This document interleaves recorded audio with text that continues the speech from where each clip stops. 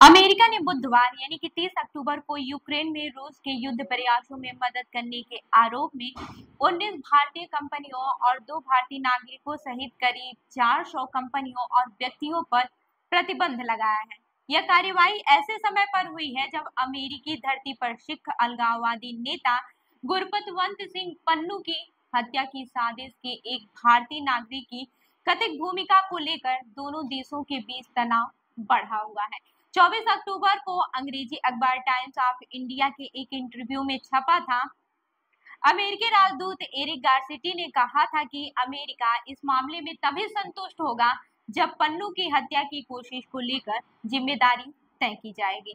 America ने एक बयान में जारी कर बताया है कि उसके विरोधी विभाग, ट्रेजरी विभाग और वाणिज्य विभाग ने इन लोगों और कंपनियों पर प्रतिबंध लगाए हैं। वहीं इस लिस्ट में भारत के साथ साथ चीन, मलेशिया, थाईलैंड, तुर्की और संयुक्त अरब अमीरात सहित अन्य देश भी शामिल हैं।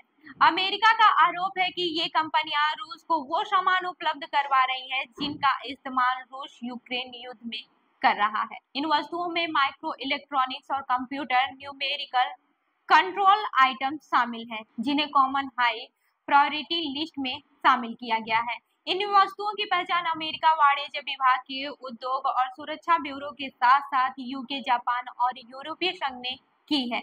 यह पहली बार नहीं है जब अमेरिका ने भारतीय कंपनियों को निशाना बनाया है। इससे पहले नवंबर 2023 में भी एक भारतीय कंपनी पर रूसी सेना की मदद करने के आरोप में प्रतिबंध लगाया गया था। वही अब सवाल यह है कि वह कौन सी भारतीय कंपनियां और भारतीय नागरिक हैं जिन पर ये प्रतिबंध लगाए गए हैं और प्रतिबंध लगाने के पीछे अमेरिका ने क्या वजह बताई है। अब जानते हैं भारतीय कंपनियों पर प्रतिबंध के बारे में। अमेरिका विदेश विभाग ने जिन 120 कंपनियों की सूची तैयार की है उसमें शामिल है भारत की 4 कंपनियों के खिलाफ लगे आरोपों का ब्यौरा भी दिया गया है। इन 4 कंपनियों में Andes Aviation India private Limited, मास्का trans, TSMD Global Private Limited और फुट्रो कंपनी शामिल है। आरोप है कि एंडेस एविएशन ने मार्च 2023 और मार्च 2024 के बीच रूस स्थित कंपनियों को 700 से ज्यादा शिपमेंट भेजे हैं। इसमें करीब 1 करोड़ 70 लाख रुपए से ज्यादा कीमत की CHPA वस्तुएं शामिल हैं। वहीं विदेश विभाग का दावा है कि मास्का ट्रांस कंपनी ने जून 2023 से अप्रैल 2024 के बीच करीब 2.5 करोड़ रुपए की वो वस्तुएं भेजी हैं जिनका इस्तेमाल रूस ने एविएशन से जुड़े कामों के लिए किया है। इसके अलावा TSMD Global Private limited company पर आरोप है कि उसने 3.6 करोड़ रुपए से अधिक का सामान रूसी कंपनियों को दिया है, जिसमें से electronic integrated circuit, central processing unit और दूसरे फिक्स कैपेसिटर शामिल थे। इस लिस्ट में शामिल हुए फुट्रो कंपनी पर भी आरोप है कि उसने जनवरी 2023 से फरवरी 2024 के बीच करीब 12 करोड़ रुपए के इलेक्ट्रॉनिक सामान रूस को देने का काम किया है। यह सामान ऐसी कंपनी को देने का आरोप है जो ड्रोन बनाने के काम भी करती है। इसके अलावा भारत की अब Galaxy Bearings Limited company, Innovia Ventures और भी कई सारी कंपनियां शामिल हैं। अब बात करते हैं जिन भारतीय नागरिकों पर प्रतिबंध अमेरिका ने लगाया है। अमेरिका ने जिन 2 भारतीय व्यक्तियों पर प्रतिबंध लगाया है उनका नाम विवेक कुमार मिश्रा और सुधीर कुमार है। अमेरिका विदेश विभाग के मुताबिक विवेक कुमार मिश्रा और सुधीर कुमार एसेंट एविएशन के सह-निदेशक और आंशिक शेयरधारक हैं।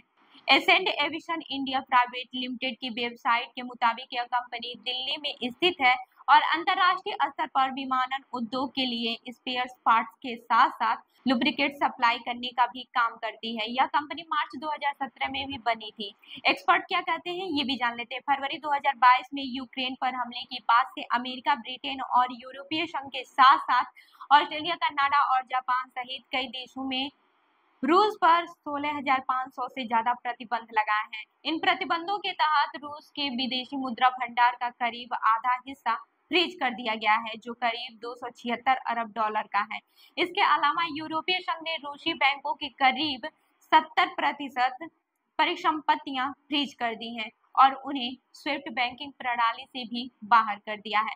स्विफ्ट यानी कि society for world wide inter bank financial telecommunication, एक सुरक्षित मैसेजिंग सिस्टम है जिसके जरिए सीमा पर तेजी से साथ पेमेंट संभव हो पाता है। अंतरराष्ट्रीय कारोबार में इससे काफी मदद मिलती है। वहीं विदेशों मामलों के जानकार और द इमेज इंडिया इंस्टीट्यूट के अध्यक्ष रविंद्र सचदेव कहते हैं कि कंपनियों पर प्रतिबंध लगने के बाद से उन्हें स्विफ्ट बैंकिंग सिस्टम में ब्लैकलिस्ट कर दिया जाता है। ऐसा होने पर ये कंपनियां उन देशों से लेन देन नहीं कर पाती हैं जो रूस यूक्रेन युद्ध के रूप के खिलाफ है।